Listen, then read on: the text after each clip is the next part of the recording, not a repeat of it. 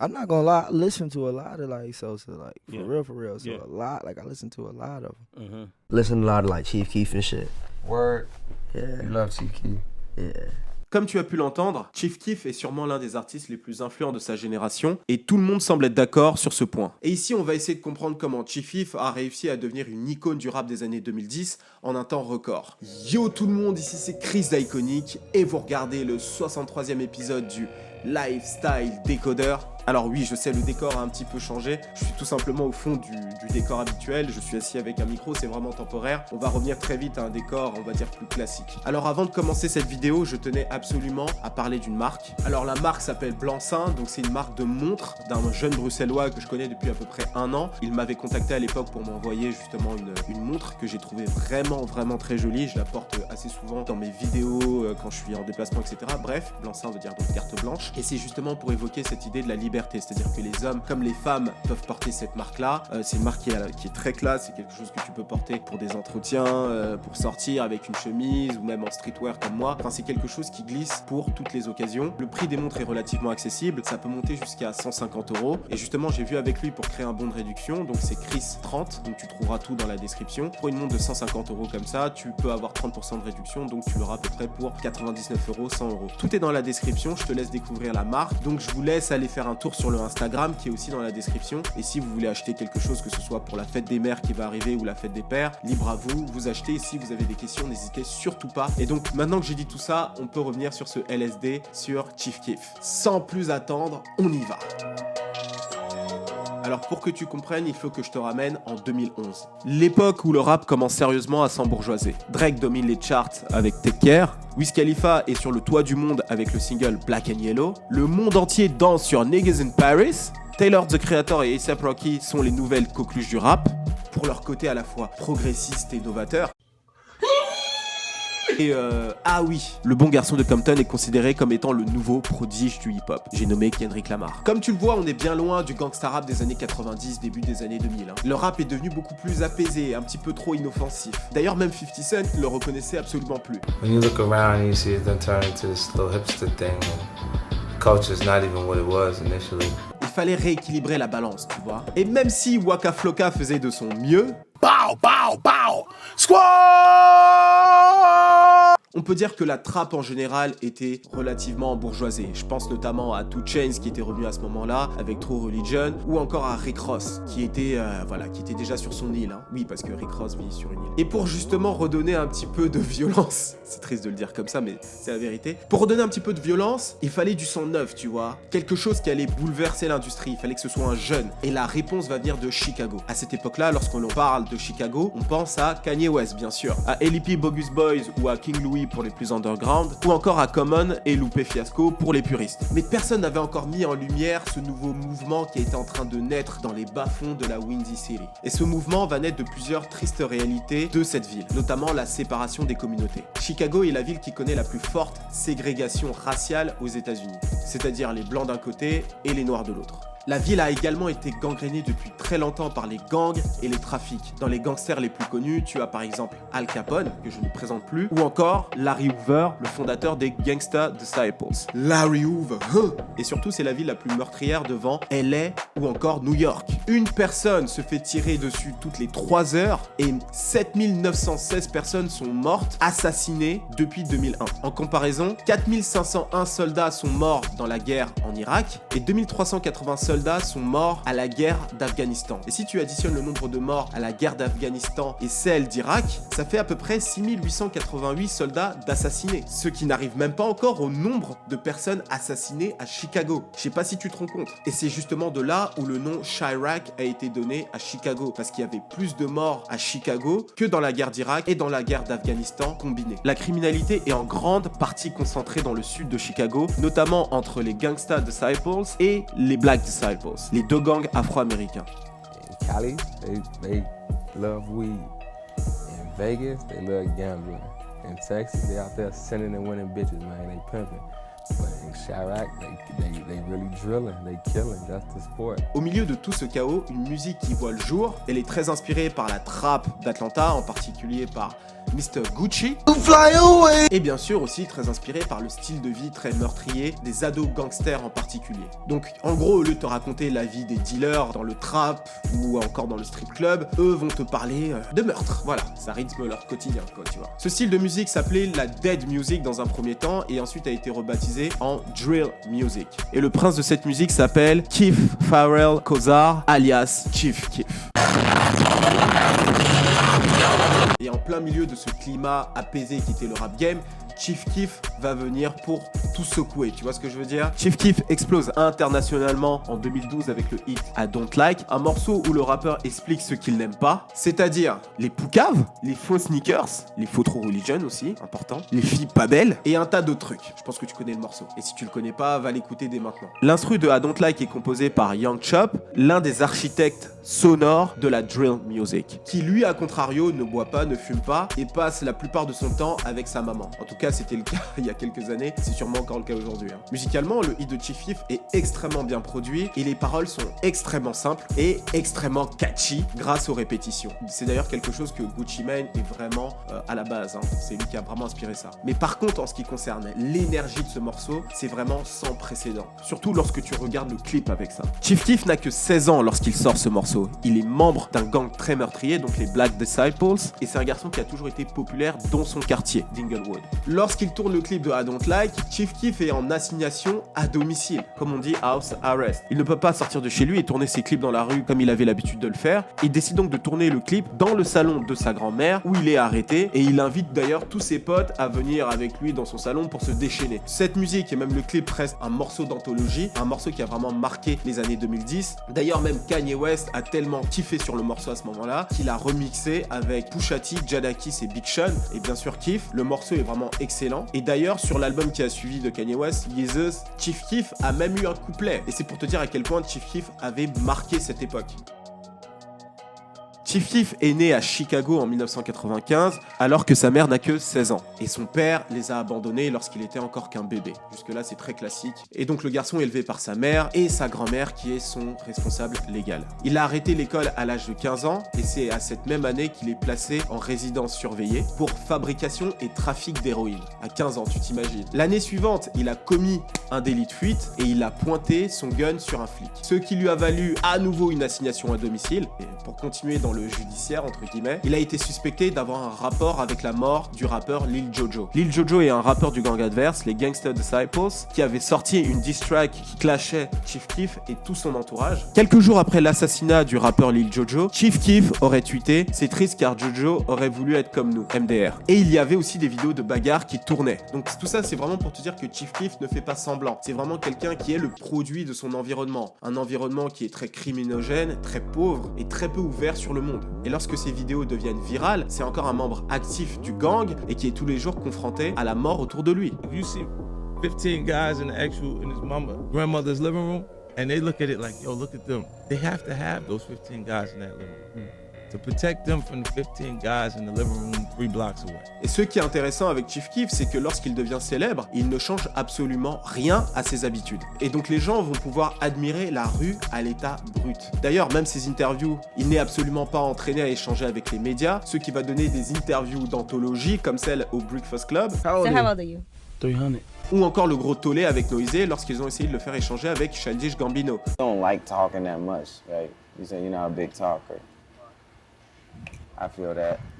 Pendant que A$AP Rocky tend à devenir une fashion icon en adoptant des marques de créateurs pointus comme Rick Owens ou encore Raf Simons, Sosa, lui, est plutôt True Religion, Fendi, Gucci. Tu vois, des marques de base qui sont connues au quartier par les dealers et qui sont portées par tout le monde au quartier. Et d'ailleurs, même en général, c'est les grosses ceintures avec les grosses boucles Gucci ou Fendi. Tu vois ce que je veux dire? Quelque chose de bien apparent. Il a gardé donc son look de jeune dealer de Chicago, avec son pantalon qui tombe en dessous des fesses, avec son caleçon bien apparent, une ceinture dont Gucci et Fendi, un polo de marque, ses locks, très important ces locks, il faut qu'on revienne là-dessus, et quelques chaînes autour du cou. Chief Keef, c'est donc la rue organique, avec l'attitude, tu vois ce que je veux dire? Et surtout, il y a une chose aussi qu'il faut noter qui est importante, c'est que les gens aiment les méchants. Les gens sont naturellement attirés par les gangsters ou encore par les super méchants dans les comics. Il y a plusieurs études qui ont tenté d'expliquer ce phénomène, et plusieurs choses sont en corrélation avec Chief Keef, ou même plus récemment avec TK-47. La première chose, c'est que ces gens-là représentent une menace pour le groupe, on va dire, social. En l'occurrence, l'occurrence, Chief Keef, c'est un membre de gang, c'est quelqu'un qui est censé être violent, probablement l'un des quartiers les plus violents des États-Unis. Donc déjà, c'est une menace, tu vois. Et déjà, le fait que tu représentes une menace, tu vas aussi créer des émotions fortes auprès des gens. Les émotions fortes, ça peut être la peur, ça peut être le dégoût. Donc tu vas pas rester indifférent à Chief Keef. Et d'ailleurs, le physique du méchant va jouer un rôle important pour amplifier ses émotions. Chief Keef a souvent les locks qui cachent le regard. Et comme on dit,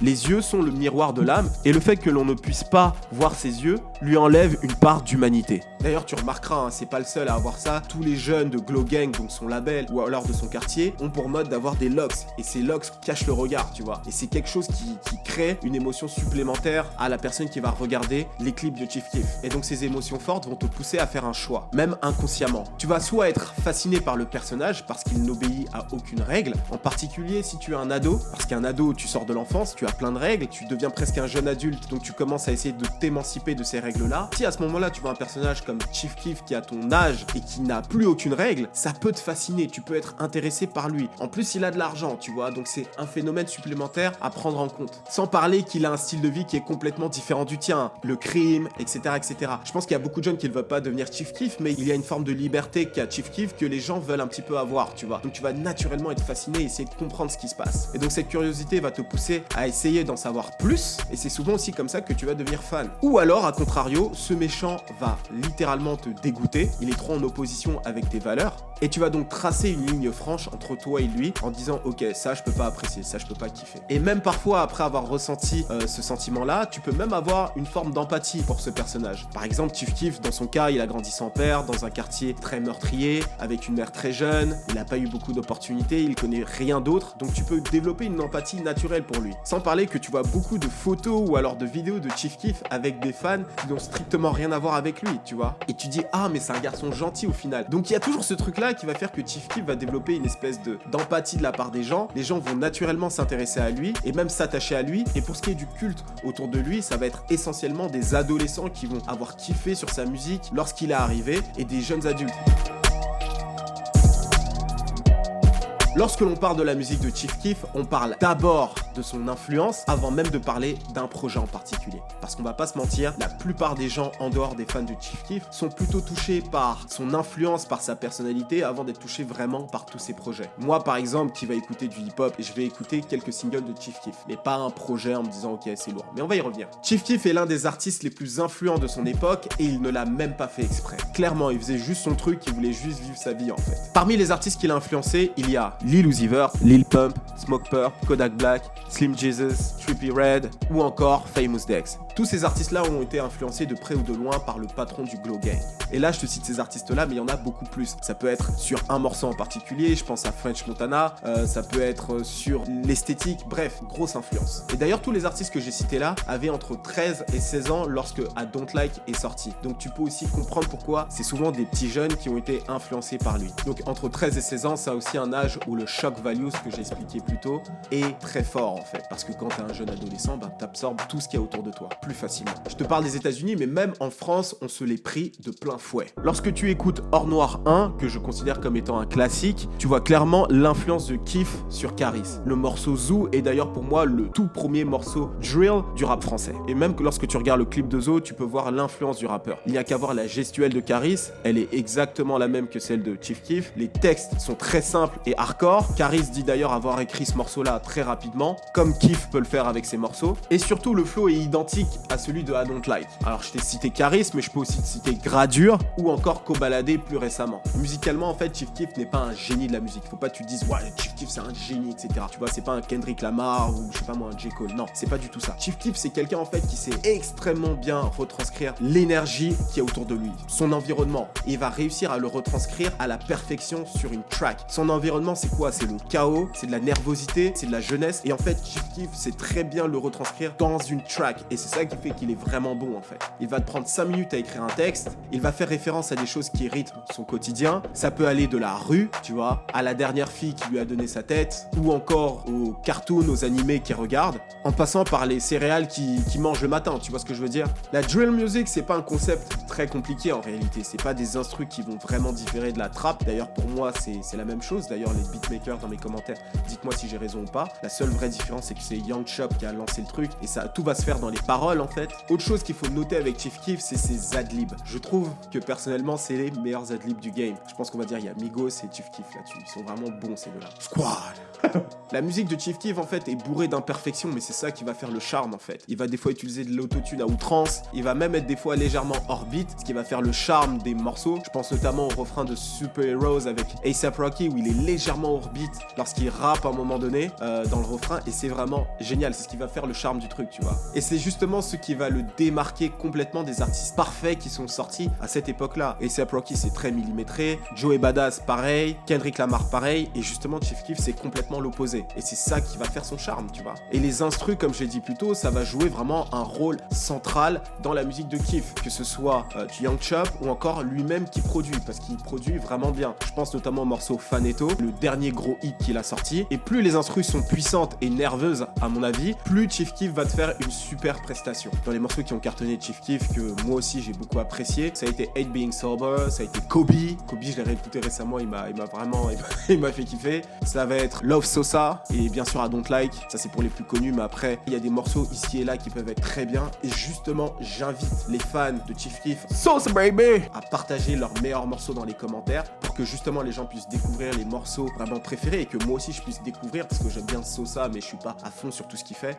Avec une stricte crédibilité qu'il n'a plus à prouver, Chief Keef prend réellement des risques dans la musique. C'est d'ailleurs l'artiste qui prend le plus de risques. Il n'hésite pas à sortir complètement du hip-hop pour aller soit dans l'électro, soit dans la pop, country, enfin tu vois, il n'a absolument aucune limite. Je pense notamment au morceau avec Nervo, Champagne, ou bien lorsqu'il rappe sur du piano, comme sur le morceau Chirac avec Jenem. Et en fait, le truc c'est que Chief Keef n'a pas peur du ridicule, tu vois. Il n'a pas peur de sortir complètement de son univers, tu vois. Lorsque tu regardes le clip par exemple avec Nervo, c'est le Renoir du trap dans un contexte absolument différent de celui dans lequel il a l'habitude d'évoluer. Et c'est ça justement qui fait rire. Et c'est justement ça qui est super important de savoir avec le rappeur, c'est qu'il est très spontané, très honnête, très organique, et surtout il fait ce qu'il veut quand il veut. Ça c'est vraiment important, c'est ce qui va expliquer beaucoup de choses sur sa carrière. Par contre, il y a une chose qu'il faut absolument savoir sur le rappeur, c'est que depuis qu'il a percé entre 2011 et 2013 à peu près, le rappeur a très difficilement réussi à étendre sa musique en dehors de la fanbase qui s'était créée. C'est un artiste qui a réussi à créer un culte autour de lui, à impacter avec de gros singles qui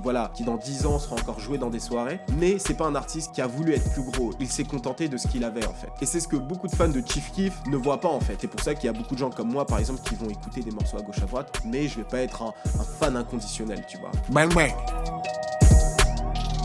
Après le buzz avec le morceau I Don't Like, Interscope le signe pour 3 millions de dollars. Et 50 Cent, qui à l'époque est aussi signé sur le label, a la charge de le mentorer. Chief Keef is what my son would have been if we didn't make it. Ce qui tombe bien car Chief Keef est ce qui était 50 Cent pour ma génération. Tout comme 50, Keef débarque à un moment où le rap game commençait sérieusement à s'embourgeoiser. Pour 50, c'était Jay-Z qui commençait à être un peu trop corporate, Ja Rule qui enchaînait les hits R&B avec J-Lo, et P. Diddy qui déménageait dans les quartiers Bourges pour faire des house parties avec des petits vieux et jouer au golf accessoire. Et c'est justement là que 50 Cent avait débarqué avec Inda Club et Wangsta. Il y avait aussi DMX qui est arrivé, qui avait aussi profité de cette brèche. Bref, ça a donc été la même chose avec Chief Keef. Mais à la différence de 50, Chief Keef perce dans le rap game pour faire ce qu'il veut et qu'on le laisse tranquille, contrairement justement à son aîné qui lui perce dans le rap game pour construire un empire. Chief Keef n'a jamais voulu d'un empire en vrai. Dès sa signature sur le label de Jimmy Iovine, tout est parti en couiser. D'un côté, Chief Keef n'a pas joué le jeu, il n'allait pas aux interviews et il n'était même pas venu au tournage de son propre clip Hate Being Sober, le morceau qui était censé faire la promotion de son premier album Finally Rich. Et de l'autre côté, le label n'a pas mis les bonnes personnes autour de lui, des personnes qui pourraient le comprendre. Sans parler du fait que Jimmy Iovine avait quitté la présidence de Interscope et justement Chief Keef avait signé sur le label parce qu'il y avait Jimmy Iovine et pas une autre personne. Et de l'autre côté, le nouveau CEO, qu'est-ce qu'il veut? Il veut recruter de nouveaux artistes parce que les anciens artistes, c'est les artistes de l'ancien CEO, il a pas forcément envie de s'en occuper comme il s'occuperait des nouveaux artistes qu'il signerait, tu vois ce que je veux dire? En tout cas, c'est ce qui a été reporté. Sans parler que dans cette période-là, il y avait de moins en moins de développement artistique. Le but des labels à ce moment-là, c'était juste d'aller chercher les phénomènes qui marchent sur internet et d'investir un maximum d'argent justement pour monétiser la fanbase de l'artiste. C'est un format justement qui a fait beaucoup de mal à Chief Keef parce que dans son cas précis, il avait besoin de développement artistique. Sans parler du fait qu'il a eu beaucoup de problèmes avec la justice à ce moment-là, qui ont ralenti sa carrière. Et donc finalement, Interscope l'a libéré de son contrat plus tôt que prévu. Et donc c'est dans cette période-là que sa carrière a considérablement ralenti. Maintenant, ce que je trouve dommage, c'est qu'un artiste comme lui aurait pu être beaucoup plus gros. Il aurait pu avoir un beaucoup plus gros impact. Je pense par exemple à un artiste dans le même registre comme 21 Savage qui va venir de la rue, mais qu'on va va voir progresser, qu'on va voir passer plusieurs étapes. Aujourd'hui, il fait des projets où clairement il se dit j'ai plus forcément envie de parler de gang, j'ai envie de parler d'autres choses. Il crée des choses pour son quartier, etc. C'est un artiste qui a évolué, qui a progressé, tu vois. Et Chief Keef, justement, j'aurais voulu le voir progresser de la même manière. Et malheureusement, c'est pas le cas. Mais bon, il nous reste ses anciens hits. Vous, les fans de Chief Keef, n'hésitez pas à dire ce que vous pensez de Chief Keef aujourd'hui et avant. Est-ce que vous pensez que j'ai raison? Est-ce que vous pensez que j'ai tort? Si j'ai tort, n'hésitez pas à me dire dans les commentaires pourquoi.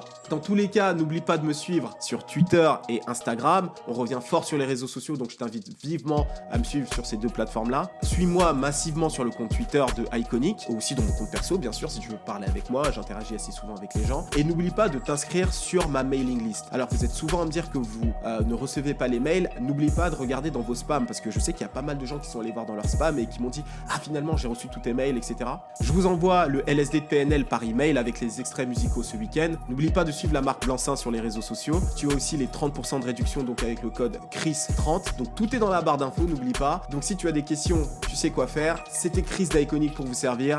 Cheers!